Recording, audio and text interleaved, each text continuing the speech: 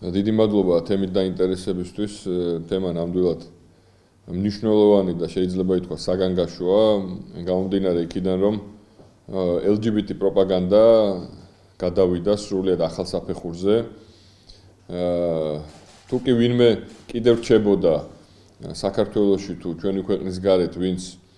ამას ეძახდა შეთქმულების თეორიას და გამოგონილ საფრთხეს, რეალურად ენტონი ბლინკენის საჯარო განკარგულებით ყველაფერი ესე ვთქვათ გაცხადდა და სრულიად ახალ საფეხურზე გადავიდა. თვალთახედავში მაქვს განკარგულება სახელმწიფო მდივნისა, რომელმაც მთელს ტავს თანამშრომლებს სახელმწიფო დეპარტამენტის უბრძანა, გამოსცა განკარგულება, რომ მათ აღარ გამოიყენონ ისეთი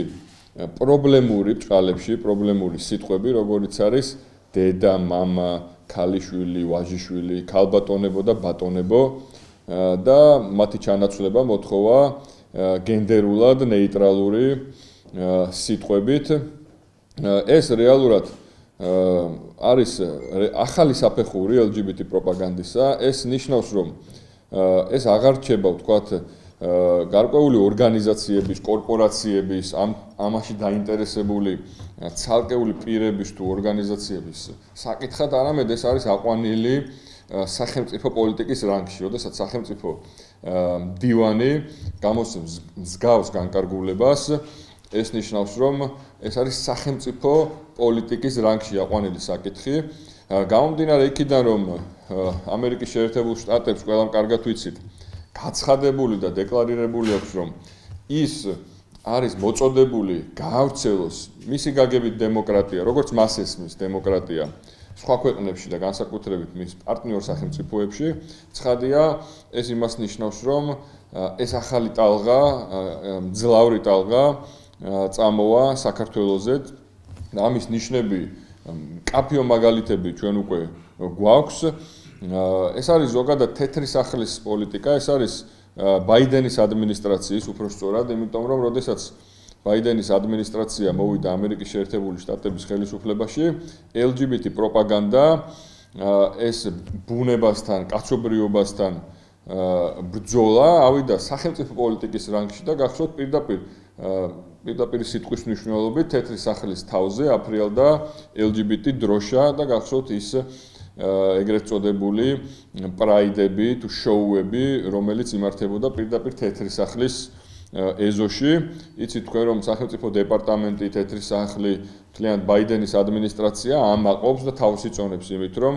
ვთქვათ სახელმწიფო თანამდებობებზე, უმნიშვნელოვანეს თანამდებობებზე, რომლებიც ჯარის საკითხებს, ომის საკითხებს, ჯანდაცვის საკითხებს თუ სხვადასხვა მნიშვნელოვან საკითხებს წყვიტავენ, არიან ვთქვათ ეგრეთ წოდებული ქუიარ ადამიანები, ტრანსგენდერები და ასე შემდეგ. ამის არაერთი გამოვლინება გვახსოვს ადმირალი რეიჩელ ლევინი რადღის მხოლოდ, რომელიც ესე ვთქვათ ერთ-ერთი მოწინავეა და მათ შორის თეთრი სახლის პრესპიკერი, რომელიც გაცხადებული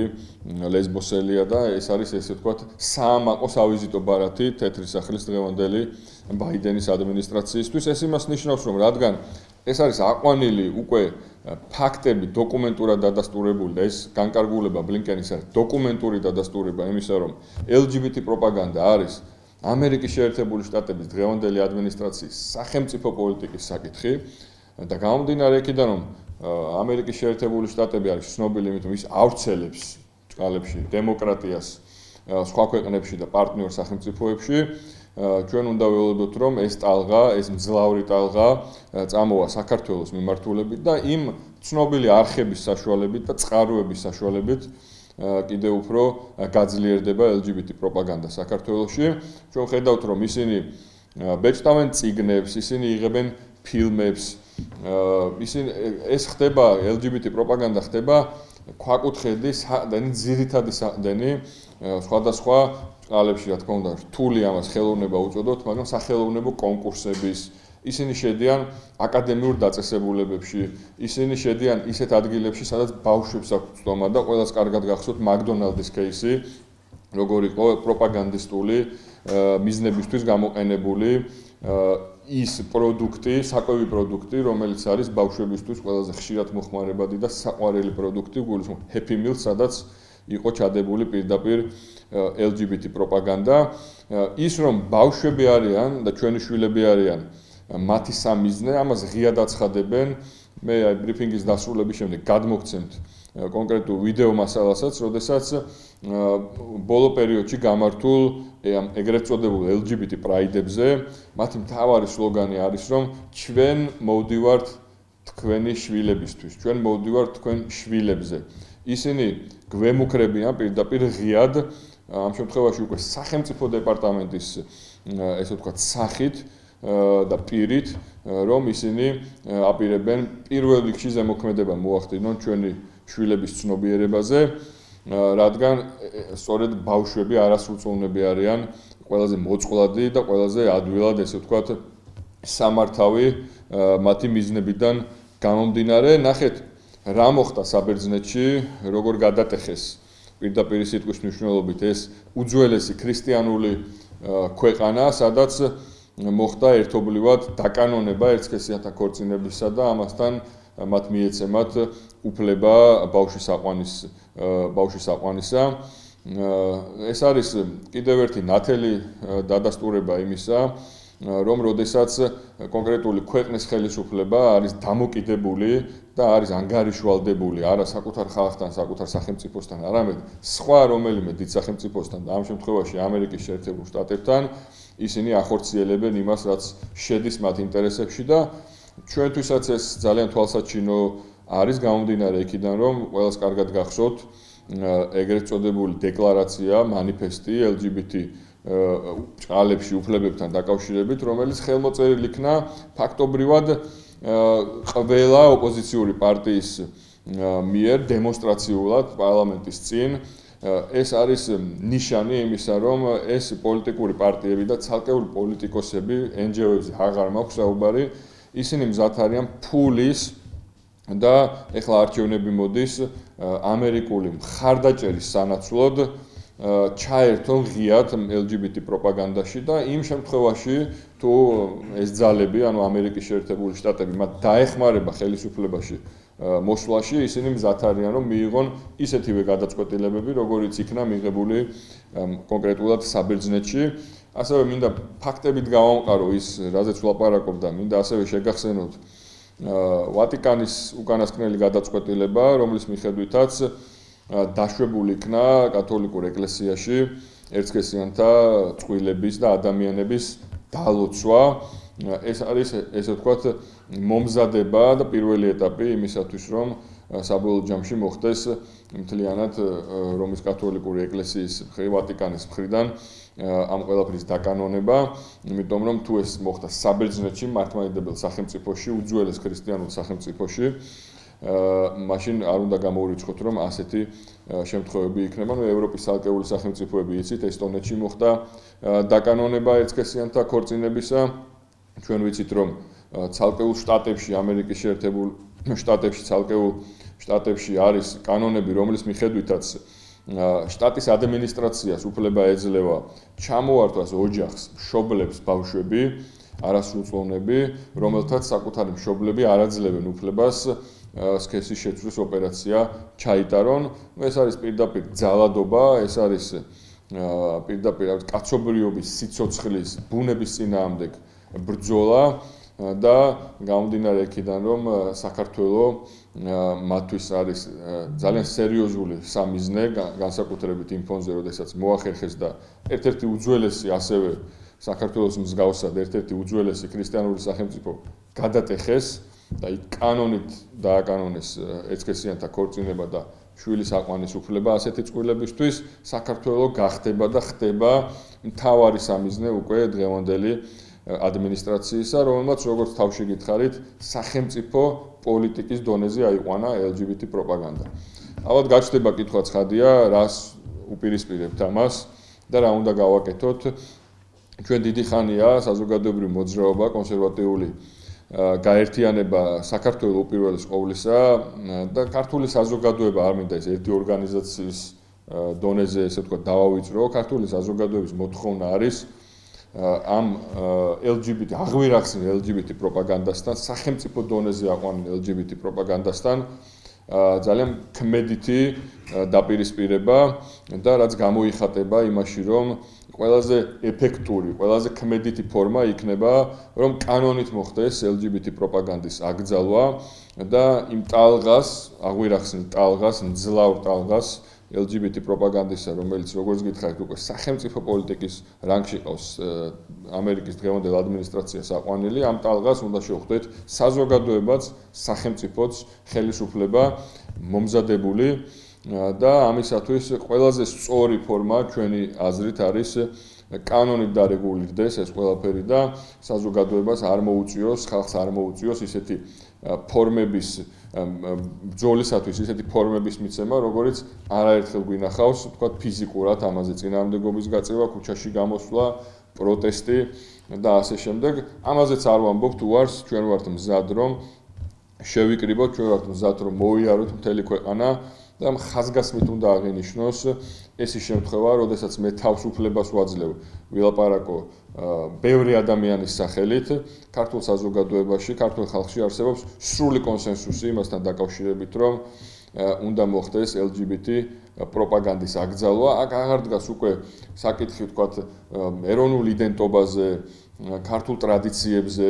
აქ უკვე საკითხი ეხება პირდაპირ სიცოცხლის წინააღმდეგ, კაცობრიობის წინააღმდეგ და ბუნების წინააღმდეგ მიმართულ ბრძოლას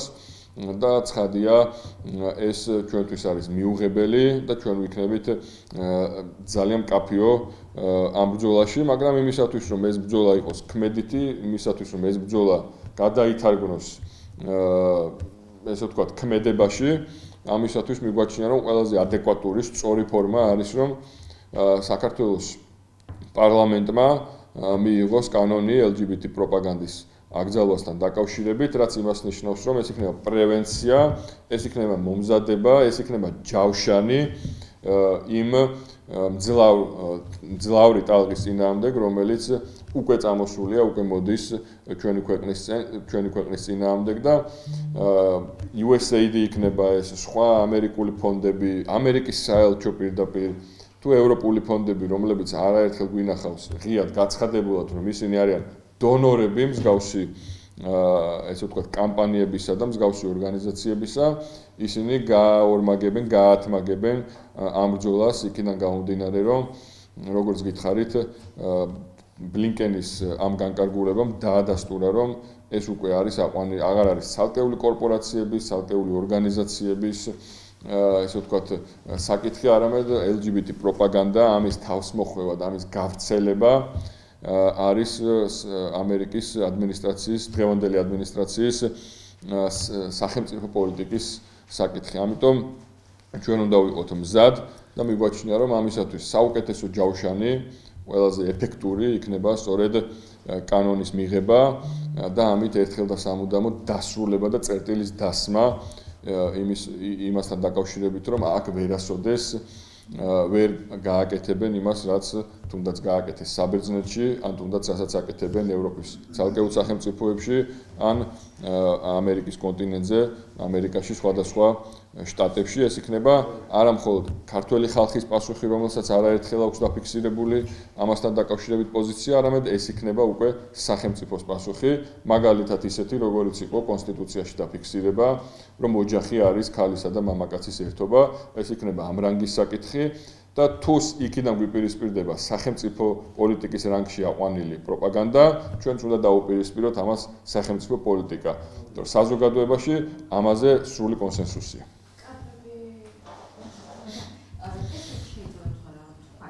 დიახ. კი, თქვენ თუ სიუჟეტის მომზადებისაც ნახავთ, ჩვენ მქონდა გასული წლის ივლისში შეკრება რუსთაველის თეატრში, ხალხმრავალი შეკრება, სადაც დავაანონსეთ თქვით, რომ ეს არის ერთ-ერთი მთავარი საკითხი, რის გარშემოც იკრიბება მოძრაობა საქართველოს უპირველეს ყოვლისა. ეს რჩება ერთ-ერთ მთავარ საკითხად. შესაბამისად, ჩვენ კვლავ ვაყენებთ ინიციატივას, კვლავ მოუწოდებთ პოლიტიკურ ძალებს, ჩვენ არ ვართ პოლიტიკური პარტია, ჩვენ არ გვაქვს ეს ბერკეტები, ჩვენ შეგვიძლია მხოლოდ საზოგადოების სახელით, საზოგადოებასთან ერთად ამ თემებზე ვილაპარაკოთ და გავაკეთოთ ის, რაც საზოგადოების გასაკეთებელია, მაგრამ უკვე ჯერი არის და კიდევ ერთხელ მეორდები უკაცრავად, რადგან ეს არის იქიდან გვიპირისპირდება სახელმწიფო პოლიტიკის სახით, ჩვენც უნდა დაუპირისპიროთ უკვე სახელმწიფო პოლიტიკა და სახელმწიფო პოლიტიკა ყველაზე ნათლად, მკაფიოდ გამოიხატება იმ კანონმდებლობაში, რასაც საქართველოს პარლამენტი იღებს, ხო? ამიტომ კიდევ ერთხელ ვიმეორებ, ჩვენ ყველაზე ქმედით, ეფექტურ ნაბიჯად მიგვაჩნია სწორედ კანონის დაინიცირება. ჩვენ მზად გვაქვს სხვადასხვა. ამაზე არსებობს ევროპული პრაქტიკა, როდესაც ჩვენ გვეუნებიან და ცხადია იქნება ეს უკვე ყმადაღებული ბრალდებები, რომ ეს არის რაღაც რუსული და ასე შემდეგ, ჩვენ შეგვიძლია ვიხემძღვანელოთ ევროპული გამოცდილებით, ევროკავშირის წევრი სახელმწიფოების გამოცდილებით, მათ შორის როგორც არის უნგრეთი, პოლონეთსაც აქვს მსგავსი კანონმდებლობა დაახლოებით არასრულად ამ შინაარსის და უნგრეთში არის ძალიან კარგი გამოცდილება კონკრეტულად მიმართული ბავშვების და არასრულწლოვნების დაცვასთან დაკავშირებით და ჩვენ ცხადია როგორც ყმადაღებული სასაცილოდ ქცეული უკვე რუსული კანონის შემთხვევაში, როგორც მაშინ ვიხემძღვანელეთ თავად ამერიკული გამოცდილებით და პირდაპირ ითარგმნა ამერიკული კანონი, შეგვიძლია ისევ ვისარგებლოთ დასავლური გამოცდილებით, მაგალითად გუშინ იყო შემთხვევა, როდესაც ამერიკის ერთ-ერთ შტატში სკოლებში აიგზალა ყველანაირი ფორმით LGBT დროშის გამოყენება, განთავსება, ეს იქნება ლიტერატურაში, წიგნებზე, არ ვიცი, საკლასო ოთახებში და ასე შემდეგ. შეგვიძლია ასევე ამერიკული, რადგან ეს ამერიკის ერთ-ერთ კონკრეტულ შტატში მოხდა, შეგვიძლია ამ პრაქტიკითაც ვიხემძღვანელოთ, ცხადია NGO-ებისგან და ამ LGBT პროპაგანდისტებისგან, რომელმაც ხელი მოაწერეს შეგვიძლია ჩამოვთვალოთ, ხო, ლეილო, ნაციონალური მოძრაობა, სტრატეგია აღმაშენებელი, გირჩი და სხვა ცალკეული პოლიტიკოსები და პარტიები, რომლებიც დემონსტრაციულად დადგნენ და LGBT მანიფესტს მოაწერეს ხელი, ისინი შეუერთდნენ ამ პროპაგანდას და ისინი დღეს ამ პროპაგანდის ჯარისკაცებად გვევლინებიან რეალურად. ნახე განცხადებების, რაც ისინი გარკვეული ნაწილი შედარებით ფრთხილი იყო ამ საკითხთან დაკავშირებით განცხადებების დონეზე, მაგრამ იმ ხელმოწერებს, რომელიც არის ამ მანიფესტზე განთავსებული, ვერსად გაექცევიან და თუ ეხლა თვლიან, რომ არჩევნები მოდის და პოპულიზმის მიმართავენ და რაღაცნაირად აირიდებენ ამ საკითხს და შუაში გაივლიან, აქ შუა არ არსებობს. ან მხარს უჭერ იმას, რომ მათ მოწამლონ ჩვენი შვილები, ზემოქმედება მოახდინონ ჩვენი შვილების ცნობიერებაზე და ამოგვაღებინონ ლექსიკონიდან ჩვენი სამეთყველოდან დედა, მამა, ძმა და ასე შემდეგ, ან ისინი ამას ეწინააღმდეგებიან. სხვა მეტი შუა გზა აქ რეალურად არ არსებობს და მათ საერთოდაც დაფიქსირებული აქვთ ეს, როგორც გითხარით, საკუთარი ხელმოწერით ამ მანიფესტს. მადლობა თქვენ.